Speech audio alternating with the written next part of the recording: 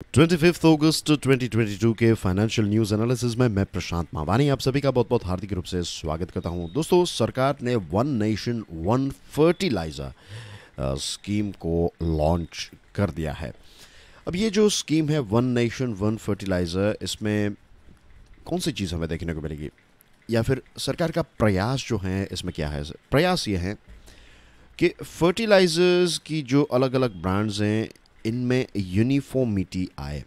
तो जो फर्टिलाइजर्स की बैग होगी, अब सारी की सारी कंपनीज, और यहाँ पर जब हम सारी की सारी कंपनीज की बात करें तो पब्लिक यानी कि सरकारी कंपनीज और प्राइवेट मैन्युफैक्चरर्स जो हैं, प्राइवेट कंपनीज जो हैं, उनको भी ये चीज़ फॉलो करनी पड़ेगी कि अपनी जो बैग हैं उस पर भारत ब्रांड नेम का इस्तेमाल करना है। तो फॉर एग्जांपल अगर यूरिया मैन्युफैक्चरिंग कंपनी है तो भारत यूरिया लिखना पड़ेगा, या फिर Bharat DAP, Bharat MOP, Bharat NPK, तो अलग अलग फर्टिलाइजर्स के बड़े बड़े अक्षरों में ये भारत यूरिया, इस टाइप के नाम जो है वो हमें पढ़ने को मिलेंगे।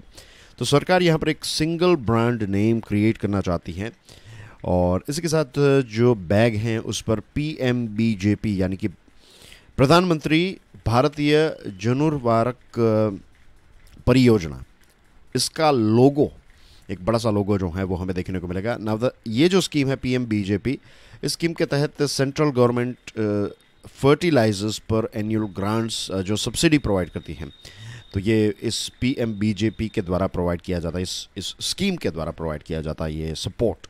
तो इसका एक लोगो होगा बैग पर, और कंपनीज जो हैं वो अपना नाम लिख पाएगी, मेंशन कर पाएगी, लेकिन बहुत ही छोटे पोर्शन में नाम जो है वो कंपनी को अलाउ किया जाएगा। तो टोटल पैकेजिंग का एक बहुत ही छोटा ऑप्शन रहेगा। फॉर एग्जांपल यहाँ पर एक बैग का एग्जांपल ले लेते हैं, तो this is a bag let's say, तो यहाँ पर लेट्स से छोटा सा आप कंपनी का नाम XYZ fertiliser private limited etcetera जो भी हैं वो लिख सकते हैं। बाकी बड़ी बड़ी चीज़ें, बड़ा लोगो होगा, और जो भी नाम यहाँ पर जिस प्रकार का यूरिया है, या नॉट यूरिया सॉरी, जिस प्रकार का फर्टिलाइज़र है उस प्रकार का आपको वहाँ पर मेंशन करना पड़ेगा। तो ये स्कीम सरकार जो है वो लेकर आने वाली है, और 2 अक्टूबर 2022 यानी कि इस साल गांधी जी के बर्थडे से ये सिस्टम जो है वो इम्पैक्ट में या फिर इफेक्ट में आ जाएगी। पुरानी बैग्स जो हैं वो आप 2 अक्टूबर तक यूज़ कर सकते हैं, लेकिन 2 अक्टूबर से नई बैग्स आ जाएगी, नया पैकेजिंग जो है वो आ जाएगा। और इसके पीछे मेन रीज़न क्या है?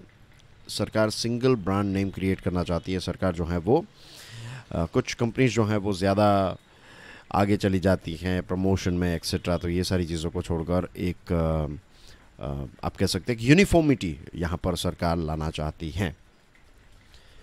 अब बात करते हैं टॉपिक नंबर 2 के बारे में।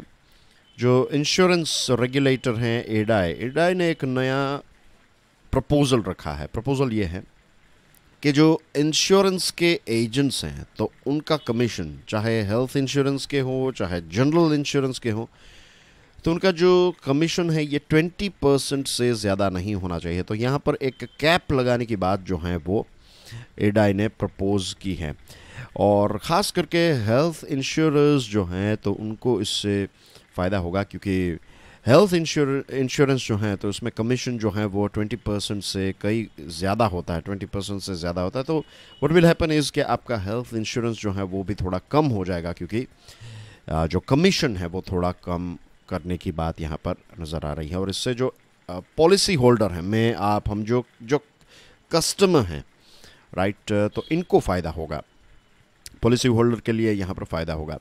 और अभी क्या है, अभी सिस्टम ये है कि कमीशंस जो होते हैं वो लाइन ऑफ बिजनेस के हिसाब से अलग होते हैं। फॉर एग्जांपल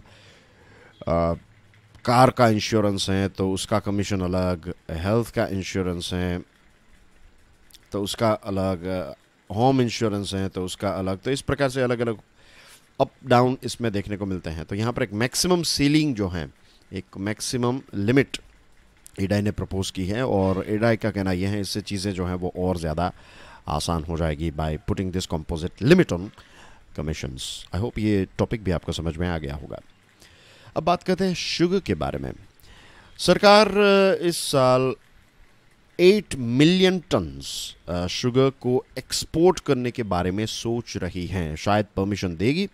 और दो ट्रेंचेस में, राइट, दो इंस्टॉलमेंट्स में 8 मिलियन टन्स शुगर को एक्सपोर्ट किया जा सकता है।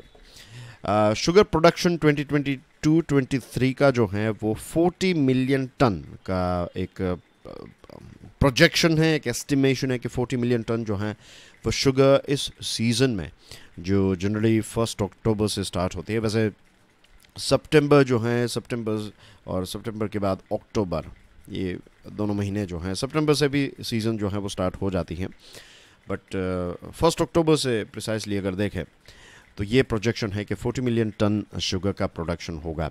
अब एक्सपोर्ट जो है वो कैसे अलाउ किया जाएगा? फर्स्ट ट्रेंच जो है तो उसमें 5 मिलियन टन अलाउ किया जा सकता है, और उसके बाद ये 2.5 से 3 मिलियन टन अलाउ किया जाएगा। लेकिन उस टाइम पर price situation, supply demand scenario, इन सारी चीज़ों को एसेस किया जाएगा। अगर हमारे देश में पर्याप्त शुगर की क्वांटिटी है कि डोमेस्टिक शुगर अवेलेबिलिटी इतनी है कि हमारे यहाँ पर लोकल डोमेस्टिक प्राइस जो है उसमें कोई उछाल हमें देखने को ना मिले, पर्याप्त मात्रा में, पर्याप्त क्वांटिटी में अगर शुगर डोमेस्टिक लेवल पर अवेलेबल है, तो फिर एक्स्ट्रा शुगर जो है उसको एक्सपोर्ट करने की परमिशन जो है वो सरकार दे सकती है। India must have around 6 million ton of sugar in its inventory. इतना स्टॉक जो है वो हमारे पास होना चाहिए, 6 मिलियन टन। तो देखते हैं कि कैसे रहती है शुगर की सीज़न, उसके बाद will go through the update.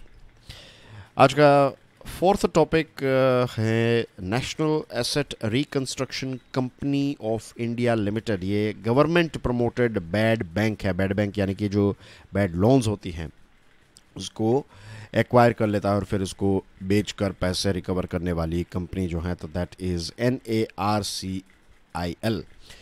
अब ये जो कंपनी है बैड बैंक की, तो इसने 5 डिस्ट्रेस्ड लोन अकाउंट्स को एक्वायर करने की ऑफ़र की है। तो इसमें फ्यूचर रिटेल है, number 2 is GTL limited, McNally Bharat engineering, consolidated construction company limited and rainbow papers. तो ये हैं 5 कंपनीज।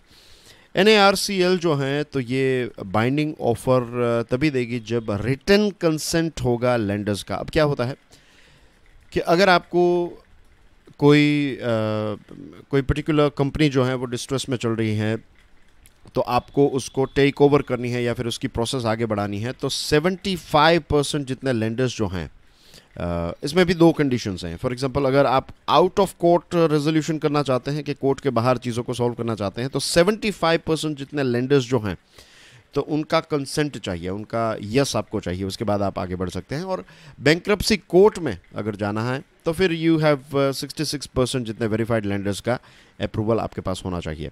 तो यहाँ पर NARCL जो है उसका कहना यह है कि अगर 75% जितने लेंडर्स जो हैं वो एग्री करेंगे, then it will go ahead with it. अब इसमें बिगेस्ट अट्रैक्शन जो है NARCL का वो ये है कि इसमें गवर्नमेंट की गारंटी रहती है कि अगर ARC फेल करता है तो पैसे जो हैं आने वाले 5 सालों के अंदर सरकार जो है वो पे कर देगी। लेकिन अभी तक NARCL जो है उसको कोई भी ऐसी बड़ी डील जो है वो हाथ में नहीं लगी है, और लेंडर्स भी इस बात को लेकर क्लैरिटी मांग रहे हैं कि ये जो गारंटी है वो कैसे काम करेगी। तो इस पर थोड़ी और रोशनी डालने की ज़रूरत है, ताकि पता चले कि एग्जैक्टली कैसे गवर्नमेंट की गारंटी जो है वो ऐसे स्ट्रेस्ड एसेट्स में काम करेगी। तो जैसे हमने देखा कि अभी तक कोई, यू कैन रीड हियर कि NARCL has not been able to strike any deals due to mismatch in the pricing of loans and lack of clarity on how the government guarantee would work. इसकी वजह से कोई deal जो है वो अभी नहीं मिल पाई। कोई डील मिले उसके बाद तो पता चले, और सरकार को भी इसके ऊपर थोड़ी और क्लैरिटी डालने की ज़रूरत है। And that's everything in today's discussion dear friends. Thank you very much for watching this video. इस वीडियो को दूसरे स्टूडेंट्स के साथ शेयर ज़रूर कीजिएगा, and I will see you soon with some more interesting videos. और ये जो एटॉमिक हैबिट वाला वीडियो है इसको ज़रूर देखिएगा, आई एम श्योर आपको बहुत सारी चीज़ें इसमें सीखने को मिलेगी। God bless you all. जय हिंद।